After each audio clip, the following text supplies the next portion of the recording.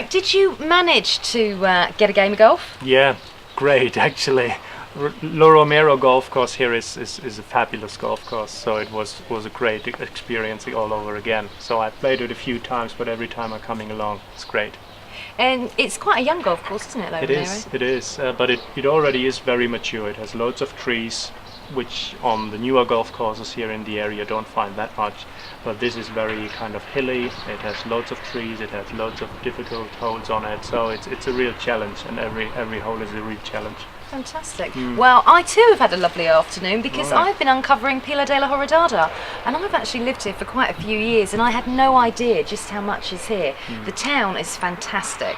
There's 10 beaches, and obviously the village of Campo Verde just behind with the Rio Seco, so it's really back to nature here. I'm quite loving it. But one of the things I want to talk about now is obviously when you're selling your property, because we've got so many out there on the market, pick the perfect spot to film now because we're right next door to a show house. So the Americans are doing this thing called staging. So what exactly is staging? Staging is preparing the house for sale. So you lived in the house, you used it yourself, you left it to family, to friends and whomever, but you used it yourself. That's gone because you decided now you want to sell it. So prepare it so that everybody that's coming along looking at it will love it. So you really wanna push it up, you wanna pop it up. And in particular, in a market situation like at the moment, in a buyer's market, it's the buyer whom you want to impress. Sure. And your property is one out of many, and you want yours to just stick out. So staging is prepare it so that it looks great. Okay, give us some basic tips and advice. First of all, the idea is put yourself in the position of your buyer, of this person or these people that walking into your door, and you want them to fall in love with your property. You want them to buy it. I mean, a part of the price, whatever, but you want the property to look as nice as possible. There is, I'm not talking about spending loads of money on it, and I mean, you don't have to paint it all over, but probably you want to paint a room, you want to paint what you feel should be painted. You want to have it clean, you want to have it aired, so you want to have it air going through that it smells nice. You want to have the bathrooms look good and not, well, you definitely want... Make the beds. Yeah, make the beds.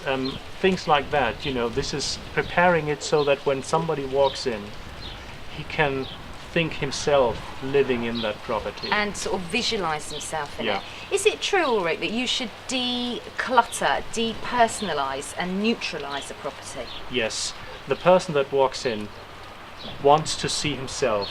He wants to see his trophies, he wants to see his family photos, he wants to see himself living in that property. So he doesn't want to see yours. So put the photos away, put the personal things away. Yeah. Also it hurts probably, but take it away, just leave it somewhere. You probably already pack it in and you bring it back home, but make it as neutral as possible. Okay, now normally, and I might get told off for this, but sometimes the Americans can go a little bit over the top.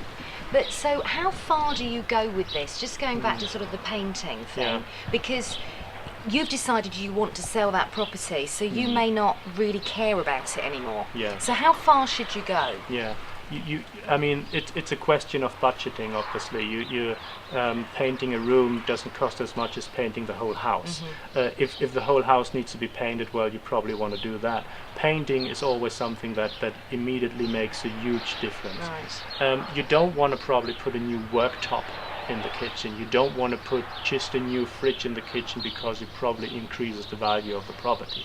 So everything that you feel that has a visual impact on the buyer, that's what you want to improve. Right. So when you say don't go putting a new worktop in, obviously your tastes could be completely different to the new purchaser, couldn't they? A part of that, yes. I mean, again, keep it neutral. Gardens? Yeah, I mean, if Cut you the have grass? if you have outside garden, I mean, depending whether you have a bungalow, a townhouse, or a villa, or you're living in an apartment. But everything outside you want to have clean. You want to have the grass cut. You want to have the palms cut. You want to have the bushes cut. So everything should look nice. Just imagine yourself when you walked in your house. What did you feel? What did you think? So this is basically what your buyer feels and thinks. Because the house has got to sell itself, hasn't it, at the That's end it. of the day? And there are, in this marketplace at the moment, an awful lot of properties Yeah. on the market. Yeah, that's it. Well, Ulrich, thank you very much. That is some really good advice. So just to recap on it, it's neutralise, depersonalise, declutter, clean it up and make it look stunning, like you're going off to a wedding maybe. Yeah? Yeah. Ulrich, thank you ever so much, and look Welcome. forward to seeing you later on in the series. Okay. Well, that's all we've got time for on today's show, but I hope you've enjoyed it. So join us next week where there's going to be an awful lot more on It's a Buyer's Market.